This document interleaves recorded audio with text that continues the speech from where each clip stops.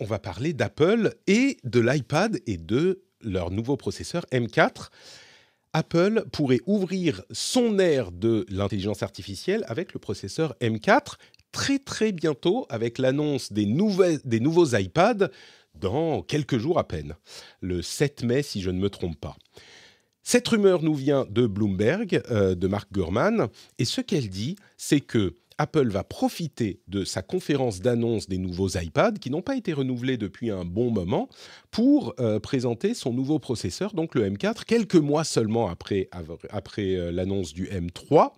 Pourquoi une telle rapidité ? Parce que le M4 inclurait des cœurs neuronaux spécialisés dans l'IA qui seraient particulièrement développés et qui permettraient de mettre en place des stratégies d'IA, des algorithmes, des IA personnalisées qui seraient beaucoup plus puissantes. Et du coup, il profiterait de cette annonce d'iPad qui, a priori, est une annonce relativement mineure, on va dire. Elle n'est pas énorme, cette annonce. C'est des iPads, oui, ils vont renouveler toute la gamme, ok. Mais faire une grande conférence pour ça, moi, j'étais un petit peu dubitatif. Par contre, s'ils y attachent autre chose, le processeur M4 et donc le début de cette stratégie de communication sur l'intelligence artificielle, c'est beaucoup plus cohérent d'avoir une conférence, même si elle est préenregistrée, etc., etc. Parce que ce qu'on obtient avec le début de la discussion sur l'IA dès ce mois de mai, c'est qu'on va avoir en mai la brique matérielle qui se met en place. Ils vont commencer à dire notre processeur M4 est le seul processeur qui soit capable de vous offrir les capacités d'IA incroyables dont vous aurez besoin. Donc la brique matérielle va être en place. En juin, on a la WWDC où ils présentent leur nouveau système d'exploitation, notamment iOS, iPadOS et macOS bien sûr. Et à ce moment, ils vont dire voilà la couche logicielle. Et ils en remettent une couche, justement. Voilà le logiciel que seuls nous maîtrisons puisqu'on a le matériel et le logiciel et on peut vous offrir une expérience incroyable. Donc, deuxième moment de communication. Et bien sûr, on a ensuite la rentrée avec les traditionnelles conférences de présentation des iPhones et sans doute des Apple Watch et d'autres, mais essentiellement l'iPhone, où tout devient cohérent et tout se met en place. Et donc, ils ont le produit, le nouvel iPhone, avec sans doute des processeurs dont ils vont dire, eh bien, on s'est inspiré du M4, on a utilisé les mêmes choses que sur le M4, et on a nos nouveaux OS, et on a des nouvelles capacités. Et donc, ce produit, c'est celui qu'il vous faut. Et en fait, ils ne vont pas juste vous le dire à cette conférence de rentrée au moment de l'iPhone. Rappelons que l'iPhone représente quelque chose comme 70% des revenus d'Apple, hein, donc c'est vraiment sur ça que toute la société se joue. Ils ne vont pas juste vous le dire à la rentrée en septembre ou en octobre.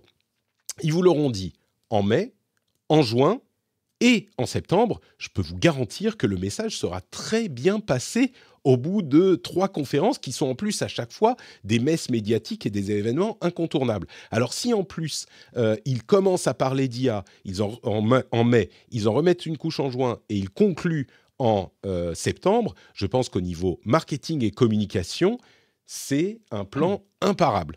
Maintenant, quelles seront les capacités de tous ces appareils et de tous ces écosystèmes ?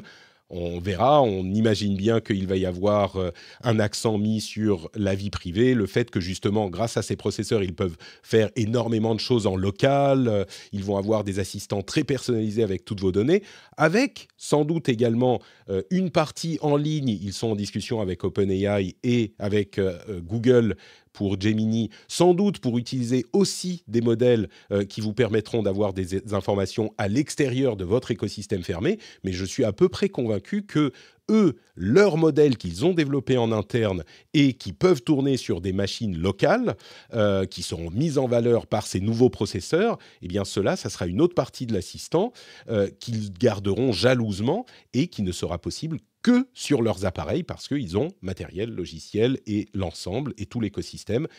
Et donc, tout ça pour dire, je pense qu'il est assez cohérent de commencer à lancer enfin l'ère de l'IA chez Apple avec cette conférence iPad, alors qu'a priori, c'est une conférence mineure. Écoute, je te remercie d'avoir expliqué parce que sincèrement, j'étais comme toi.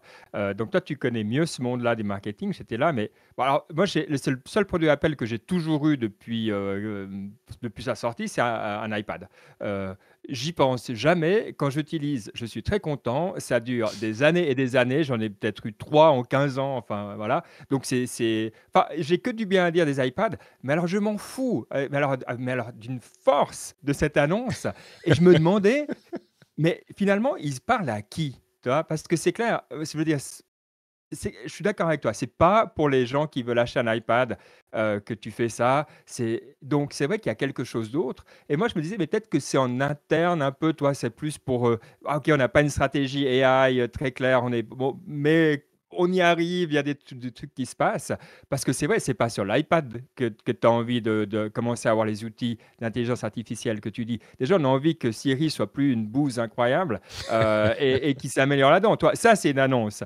Mais j'aime bien ta façon de voir les choses parce que si on le prend dans l'angle que tu dis de communication et de préparer et de savoir que ça prend du temps, d'expliquer, dans ce cas-là, je comprends et dans ce cas-là, OK, ils ont sans doute quelque chose à venir. Je pense que tu as peut-être l'interprétation la plus généreuse. La moins généreuse, c'est qu'ils ont besoin d'exister dans le monde de l'AI et puis qu'ils prennent n'importe quelle excuse pour le faire. Et je ne suis pas certain qu'il y ait un plan aussi bien défini, mais j'espère.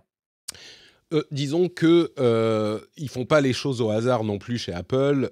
Ils ont besoin Non. d'exister parce qu'ils ont attendu presque 2 ans maintenant avant de se lancer.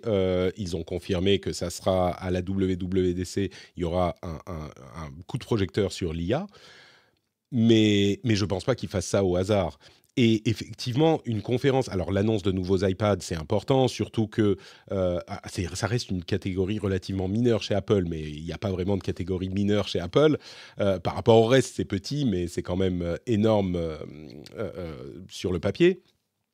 Mais quand même, une conférence, même préenregistrée, juste pour les iPads, même si ça fait quoi, un an qu'il n'y a pas eu de nouveaux iPads ou un an et demi, et qu'ils vont renouveler toute la gamme, et qu'il va y avoir un nouveau stylet, etc. Ok, mais il n'empêche que pour des iPads, c'est un peu léger. Là, ça pourrait plus tenir la route. À Ouais et puis voir. non, c'est vrai que l'intelligence artificielle en local, c'est, la grande frontière. Je trouvais vraiment intéressant, ce que Sam Altman a dit récemment en disant: «Ah, c'est la fin des grands modèles, on aura probablement maintenant aussi des plus petits modèles qui vont arriver». Enfin, je pense qu'on arrive à la fin d'un cycle. On voit bien que les LLM tels qu'on les a maintenant, ils vont continuer à s'améliorer, mais ils vont pas tout résoudre et on va revenir vers des solutions un peu plus ciblées qui vont faire moins de choses, mais mieux et c'est vrai que là, peut-être qu'Apple enfin, on espère qu'ils ont une carte à jouer, parce que comme tu dis, si tu peux le faire en local, déjà, tu as pas besoin d'attendre autant que nous pour plein de choses, qu'on doit le faire maintenant. Donc, ouais, tu m'as donné envie de Ouais, suivre cette catégorie, donc merci très bien. beaucoup.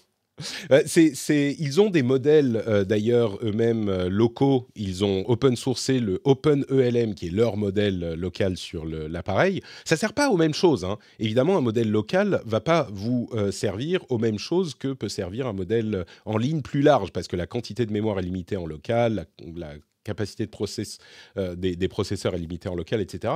Mais ils ont open sourcé un modèle qui est à eux et donc, on imagine bien qu'ils vont s'en servir, hein, ça sera un modèle local.